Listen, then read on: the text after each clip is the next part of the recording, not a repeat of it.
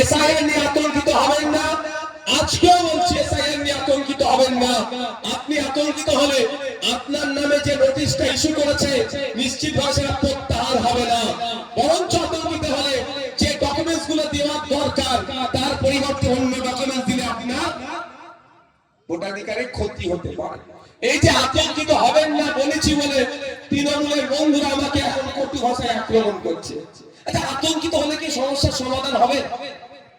আপনারা গ্রামের মানুষ, আমিও গ্রামের ছেলে, এখানে চাষবাস বেশি হয়, গ্রামের অহরহ ঘটনা ঘটে, সাপে কামড়ে মারা গেছে, তাই তো নাকি? আবার সাপে কামড়ে যদি হসপিটালে পৌঁছে যেতে পারি 100 মিনিটের মধ্যে 100 মিলিগ্রাম শরীরে অ্যান্টিভেনাম যদি প্রয়োগ করে সেই রোগীটি বাঁচতে পারে। কিন্তু ঘটনা আছে এই ধরনের, সাপে কাটার সাথে সাথে মানুষ মারা গিয়েছে। কেন তাহলে মারা গেল? হয় আপনি মিথ্যে কথা বলছেন, আমি যদি ধরে নিই হয় আপনি মিথ্যে বলছেন, না হলে মেডিকেল সায়েন্স ভুল গবেষণা করেছে। কিন্তু না, আপনিও সত্যি বলছেন, মেডিকেল সায়েন্সের গবেষণাটাও সঠিক। এই যে সাপে কাটার সাথে সাথে মারা কেন যায় জানেন? সাপের বিষে মারা যায় না, আতঙ্কে মারা যায়। আর নওশাদ সিদ্দিকীর বক্তব্য, আতঙ্কিত হলে এই যে লড়াই আমাদেরকে লড়তে হবে, এই লড়াই থেকে আপনি পার পাবেন না। আতঙ্ক মুক্ত হয়ে ঠান্ডা মাথাতে এই লড়াই লড়তে হবে।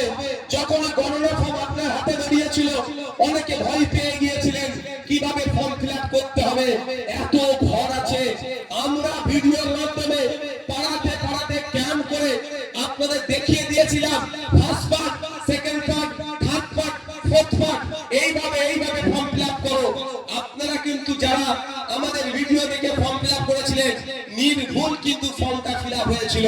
তখন যদি আতঙ্কিত হতে তাহলে ফর্মটা ভুল ফিল আপ হতো। আজকেও বলছি, যে পেরেশান করছে, হয়রানি করছে, আতঙ্কিত হলে এই হয়রানি থেকে আপনি মুক্তি পাবেন না। তাই আতঙ্ক মুক্ত হয়ে এই হয়রানির বিরুদ্ধে আমাদেরকে সোচ্চার হতে হবে, আমাদের অধিকার আমাদেরকে লড়ে নিতে হবে।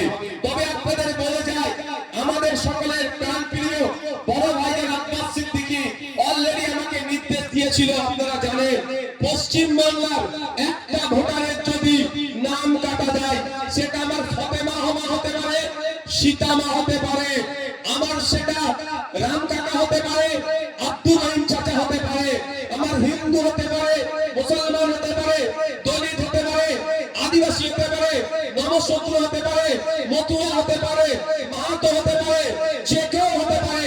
পশ্চিম বাংলার একটা বৈধ ভোটারের নাম যদি 47 তৈরির নামে কাটা হয়, তার পাশে কেউ থাকবে আর নাই থাকো, আপনাদের বড় ভাইজান আমাকে নির্দেশ দিয়েছে নওশাদ সিদ্দিকী সেই ভোটারের জন্য ঢাকার পাশে থাকবে। আমরা আর্টিকেল 326 কে বাঁচানোর অধিকারকে বাঁচানোর জন্য সুপ্রিম কোর্টে যাব, তার জন্য নিশ্চিত থাকুন অলরেডি আমি গিয়ে পৌঁছে গিয়েছি। তাই আতঙ্কিত হওয়ার দরকার। কিন্তু আমি আবারও ফিরে আসি, নামের বানান ভুলের জন্য কেন নোটিশ আসছে? সাপ হয়ে কামড়াচ্ছে, ওজা হয়ে যাচ্ছে। হ্যাঁ, কত? 1200 ভোটে 1300 কাটা কি করে হয়? 1300 ভোটে 1300 কাটা। নিশ্চিত ভাবে এটা বদমাইশি হচ্ছে। এই বদমাইশির ওষুধ তো দিতে হবে। ওষুধ কে দেবে? ওষুধ কেনা এটাই ভুল হয়ে যাচ্ছে। আপনি যদি ওষুধ দেবেন তাহলে 2021 সালে সরকারটা তৈরি করলেন কেন? রাস্তায় আমি দেখাবো, এটা আমাদেরকে ভুল বোঝানো হচ্ছে। দাঁড়ান, বলতে দেন বাবু, শুনবেন কথা। আমি যদি আমার সমস্যা যদি আমাকে আবার রাস্তায় রাখতে হয় তাহলে আমি সরকারটা তৈরি করলেন কেন? সরকার কি করবে?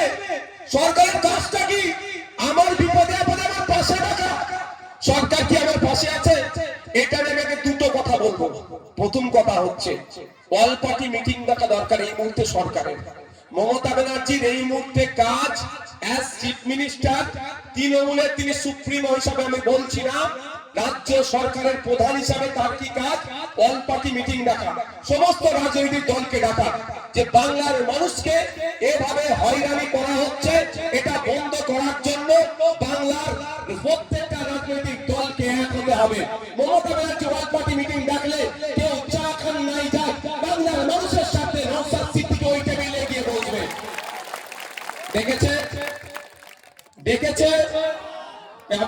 মৌমাছি সাপ হয়ে কামড়াচ্ছে, ওজা হয়ে ঝাড়ার চেষ্টা হচ্ছে, ডাকেনি।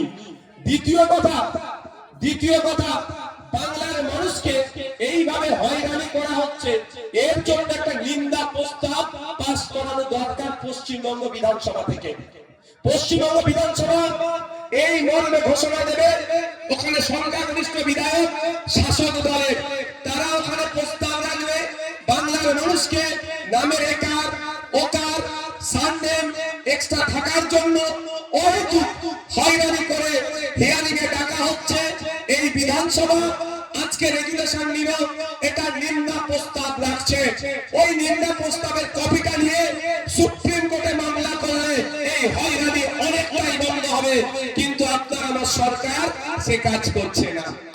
আর আপনাকে আমাকে বলছে রাস্তায় না, তাহলে এমএলএটা তৈরি করলাম কেন ভাই? এমপিটা তৈরি করলাম কেন? পঞ্চায়েতের মেম্বারটা, জেলা পরিষদটা তৈরি করলাম কেন? আমি আবার রাস্তা নেওয়ার জন্য? এটাকে আপনাকে বুঝতে হবে। যদি এরা ফেল করে তখন আমরা রাস্তায় নামবো, অবশ্যই নামবো, কিন্তু তার আগে তো আমি সরকার তৈরি করলাম। এই যে আপনারা বলুন 2021 সালে আপনারা একটা এমএলএ তৈরি করেছেন তো, 2024 একটা এমপি তৈরি করেছেন তো, তাদের সাথে ফাংশনটা কি? তাদের ফাংশনটা কি জানতে চাই আমি। আপনাকে আমাকে রাস্তায় নামাবো, আপনি রাস্তায় নামবো যখন ওরা ফেল করবে, কিন্তু